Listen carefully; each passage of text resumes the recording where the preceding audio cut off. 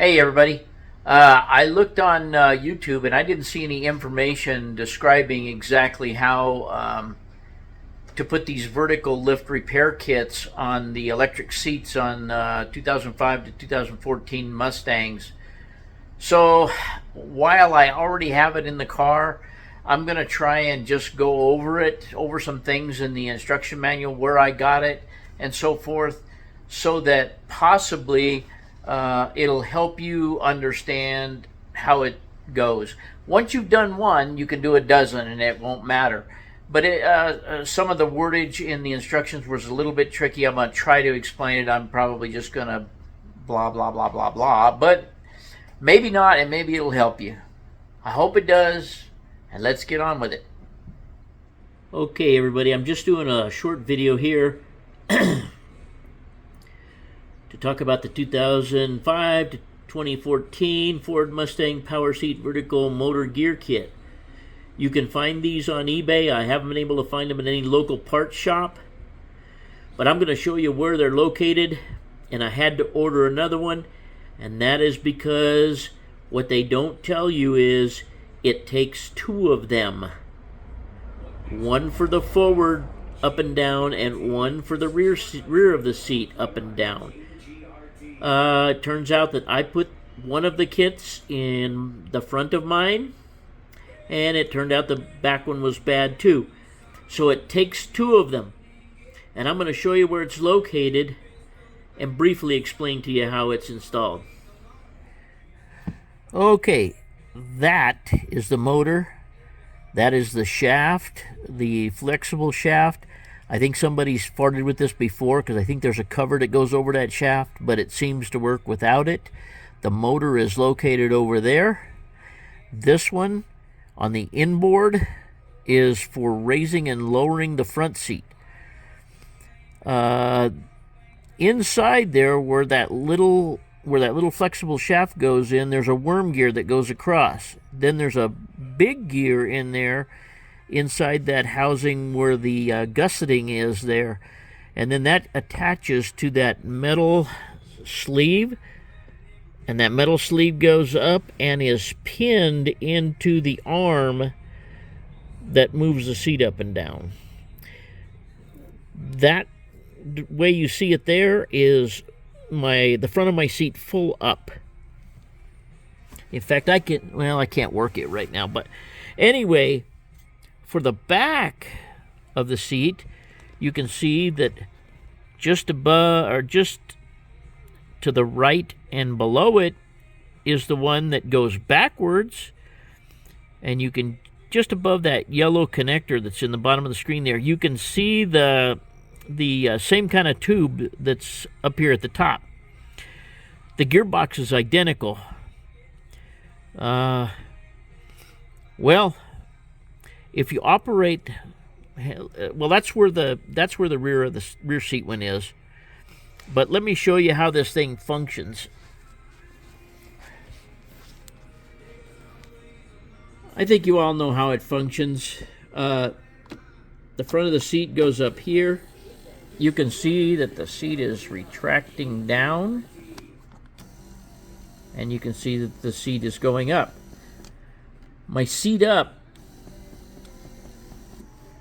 did not work before. In other words, the front and the back. And you can see now that the front is working, but the back isn't working. So basically, no matter which end of this I push or pull, only one end is going. So, therefore, as I say, you need two of those kits.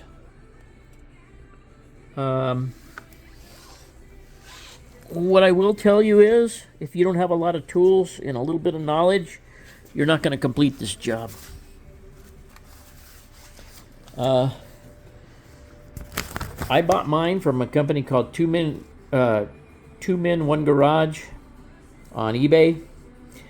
There's a 3-page instruction sheet here printed on both pages.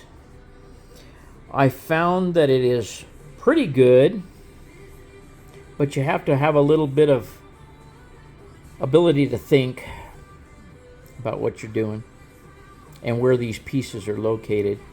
But it can be done, and I'm sorry that I am done putting the one in.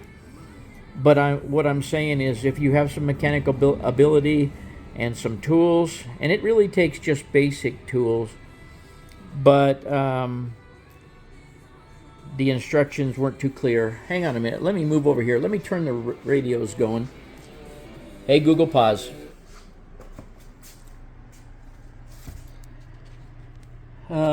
Let me see if I can grab this gear.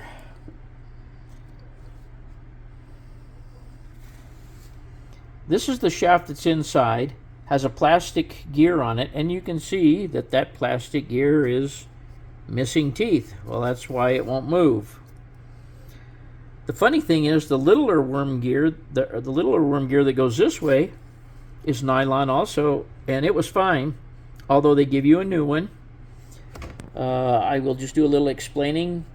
The little ball that you see in the back there is the bearing surface, and there's a little, like a dime size or maybe a little smaller, thick metal piece that goes inside the plastic housing, and that ball rides on that as a spinning device. To get this out of the sleeve that you saw connected to the seat, the instructions call for taking a hacksaw and cutting that off. I would totally recommend that, because there's a little clip in the end of that bushing that you can't really see very well there. There's no way to get it out of there, to get that bushing off of there. And it's a booger to get that. The hardest part of the job was getting that back on. Also, another hard part is, let me see if I can find it here. Right here. Oh crap, my phone isn't focusing very well. Anyway, there's a pin right there. And it has to be, you have to take a screwdriver and a hammer or something to knock it out of there. They go into it in the instructions. That is kind of a booger. When I put that back on, it's got some splines on it that go into this part right here, what they're calling the tube nut. And when you put this back together, be sure you put the splined side back in the same orientation it was when you took it out, and make sure you put that pin back in the splined side, lest you'll never get that pin back in there.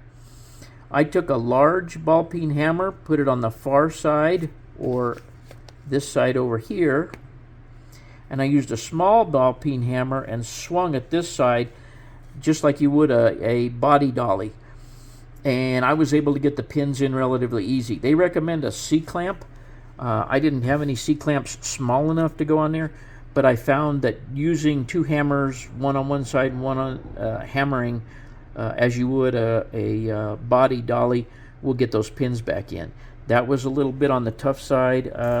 The only other tough part, and let me see if I can get there.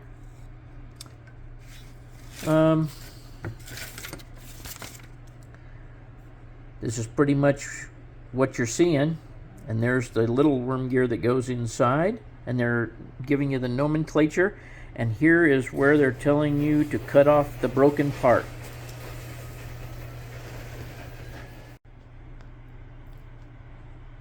Okay, so sorry about the interruption. This is the new gear you get, which is metal. Goes to the nylon gear, the new nylon gear that you get. Here it's this is how you're supposed to. There's a sleeve that goes, well, they're showing you the sleeve, and there's a groove inside that sleeve, and that groove goes up, and you slide it down on this shaft once you've screwed it into the other end of this whatever they call it, lock nut, whatever it is. It's the part that actually moves the seat, and you can only screw it in that far. Then there's a little metal ring right there, and you're supposed to take an 8mm, I believe it's an 8mm socket, and push that ring down into a groove on this shaft, and then in turn and this is under that ring.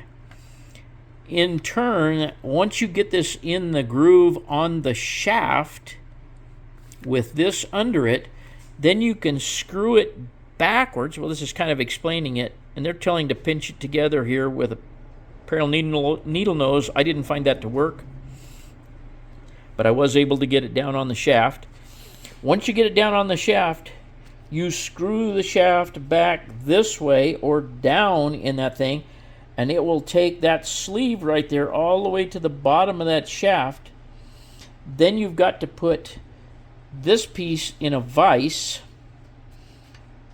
and then take gently with a rag, take a pair of large channel locks, sorry for my hand making things out of focus, and you'll be turning this gear, and what you'll be doing is you'll be pulling this shaft downward, and as you do that, it pops that ring that's in a sleeve there into the ring inside of this, okay?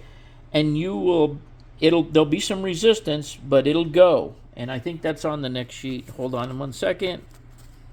That's the only part that was kind of goofy to me, is I didn't understand exactly what they were having you do. But I can tell you with a pair of needle nose, you'll never get that ring seated inside of that bushing right there like they're showing it. This is tapered, so you can get the ring down over that. But getting the ring down inside of there requires you to suck this down all the way to the bottom of there and then turn the big gear with vice grips.